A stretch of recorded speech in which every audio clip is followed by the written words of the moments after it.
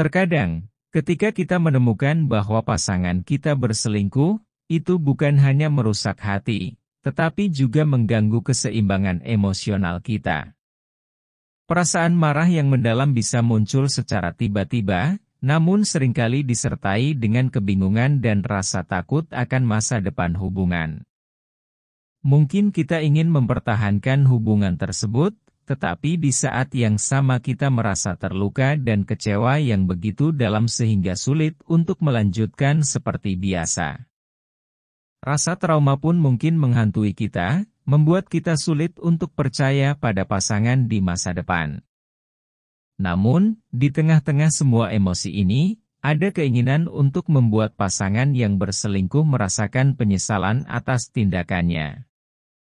Ini bukan tentang balas dendam atau menunjukkan emosi negatif yang sama, melainkan tentang menemukan cara yang lebih elegan namun efektif untuk membuat mereka sadar akan kesalahannya. Menyadari bahwa keinginan untuk membuat pasangan berselingkuh menyesal adalah langkah pertama yang penting. Namun, bagaimana kita bisa melakukannya tanpa memperburuk situasi atau merusak diri sendiri dalam prosesnya? Tanpa harus berlama-lama kita langsung masuk ke inti pembahasannya. Cara elegan menghadapi pacar selingkuh. Pertama, menjaga ketenangan dalam berbicara. Saat hendak mengungkapkan perasaan kepada pasangan, sangatlah penting untuk tetap tenang.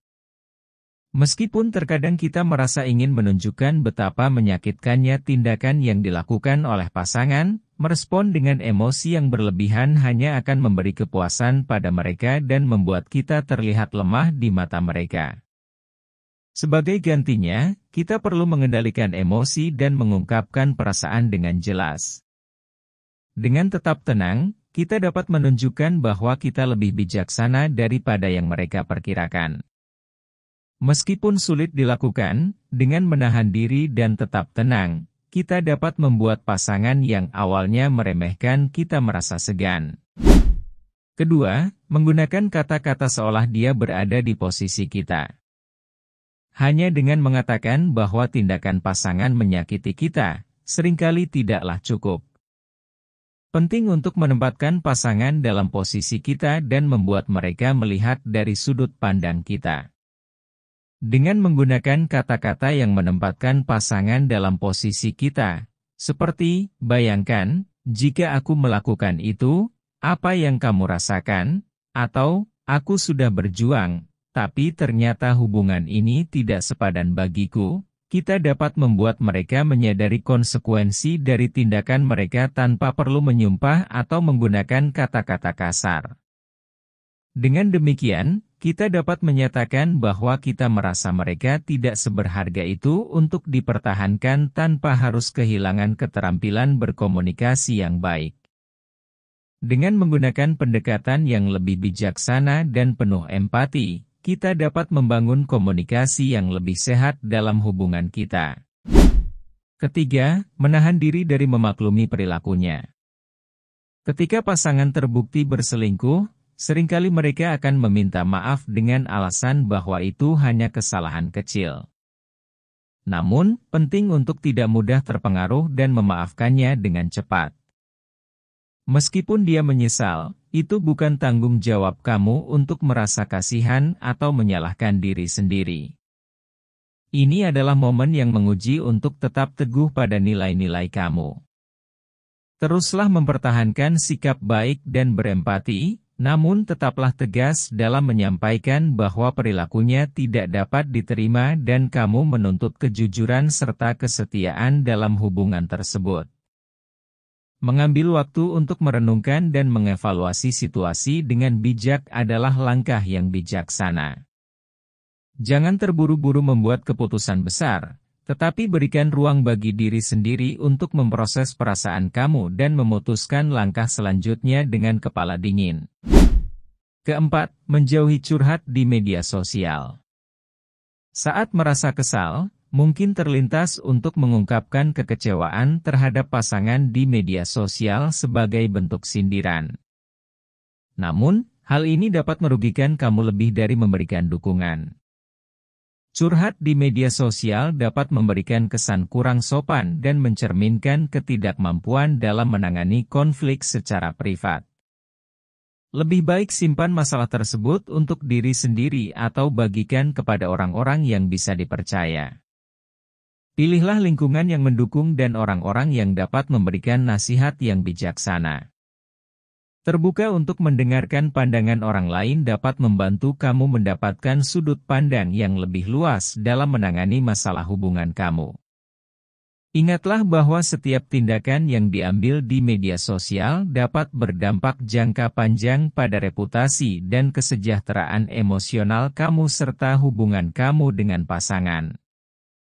Sebelum mengunggah apapun, pertimbangkan baik-baik dampaknya dan prioritaskan kesejahteraan pribadi kamu serta privasi hubungan kamu. Kelima, tunjukkan perubahan terbaik dari diri Anda. Saat ini adalah waktu yang tepat untuk kamu benar-benar fokus pada diri sendiri dan melupakan dia yang telah melanggar komitmen. Prioritas utama kamu sekarang adalah melakukan hal-hal yang benar-benar penting untuk diri kamu sendiri. Mulailah dengan mengejar hal-hal yang sesuai dengan minat dan passion kamu, karena mengikuti apa yang kamu sukai akan memberikan kepuasan yang mendalam.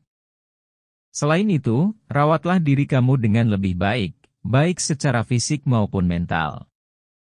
Jaga pola makan sehat, rutin berolahraga, dan berikan waktu untuk relaksasi dan meditasi.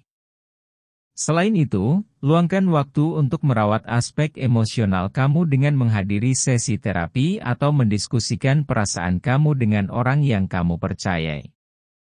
Selanjutnya, tetapkanlah tujuan yang jelas dan realistis untuk diri kamu sendiri, baik dalam hal karir, pendidikan, maupun pengembangan pribadi. Setiap langkah kecil yang kamu ambil menuju tujuan-tujuan tersebut akan membantu kamu tumbuh dan berkembang sebagai individu. Dan yang tidak kalah pentingnya, lakukanlah pencapaian yang membuat kamu bersinar lebih dari sebelumnya. Apapun itu, baik itu dalam karir, bidang seni, atau hal-hal lain yang kamu geluti, jadilah yang terbaik dari diri kamu sendiri. Ingatlah, setiap perubahan yang Anda buat menuju ke arah yang lebih baik akan membawa dampak positif bagi kehidupan kamu. Selain itu, ingatlah bahwa cara terbaik untuk menanggapi perselingkuhan bukan hanya dengan kata-kata, tetapi juga dengan menjadi versi terbaik dari diri kamu sendiri tanpanya. Fokuslah pada pertumbuhan pribadi kamu, dan biarkan perkembangan kamu menjadi bukti terbaik dari keteguhan hati dan kekuatan diri. 6. Kuatkan kembali cinta dengan mereka yang tulus peduli pada kamu. Meskipun pernah dikhianati oleh pasangan, hal itu tidak berarti bahwa cinta dalam hidup kamu harus berakhir. Kamu masih memiliki orang-orang yang tulus peduli pada kamu, seperti teman, sahabat, dan keluarga. Mereka adalah mereka yang selalu ada untuk kamu, baik dalam suka maupun duka. Berikanlah perhatian dan apresiasi kepada mereka yang telah setia mendukung kamu sepanjang perjalanan hidup kamu. Luangkan waktu untuk bersama mereka, mendengarkan cerita mereka, dan memberikan dukungan moral kepada mereka sebagaimana mereka memberikannya kepada kamu. Saat kamu merasa sudah siap, mulailah kembali membuka diri terhadap cinta dan kasih sayang dari orang-orang di sekitar kamu. Berbagi momen-momen bahagia di media sosial sesekali boleh, tetapi pastikan untuk tidak menyinggung siapapun. Biarkan mereka melihat bahwa kamu telah sembuh dari luka masa lalu dan mampu menemukan kebahagiaan sendiri. Percayalah bahwa dengan melakukan hal-hal ini, kamu tidak hanya memperkuat kembali hubungan dengan orang-orang yang tulus peduli pada kamu, tetapi juga membuktikan bahwa kamu adalah pribadi yang kuat dan tegar. Jadi, menghadapi perselingkuhan dengan elegan memang tidak pernah mudah. Tetapi dengan mengikuti cara ini, saya yakin kamu dapat mengatasi situasi ini dengan kebijaksanaan dan elegan. Ingatlah, kamu pantas mendapatkan hubungan yang sehat dan saling menghormati. Selalu percayakan pada intuisi dan nilai-nilai kamu sendiri. Jangan pernah merasa bahwa kamu tidak layak mendapatkannya. Dalam situasi sulit ini, ingatlah bahwa kamu memiliki kekuatan untuk membuat keputusan yang terbaik untuk diri kamu sendiri. Jangan ragu untuk mencari bantuan dari profesional jika kamu merasa perlu. Konselor atau terapis dapat memberikan perspektif objektif dan bimbingan yang berharga dalam menghadapi masalah hubungan. Terima kasih telah menonton sampai habis, dan saya berharap kamu semua menemukan kedamaian dan kebahagiaan dalam hubungan kamu.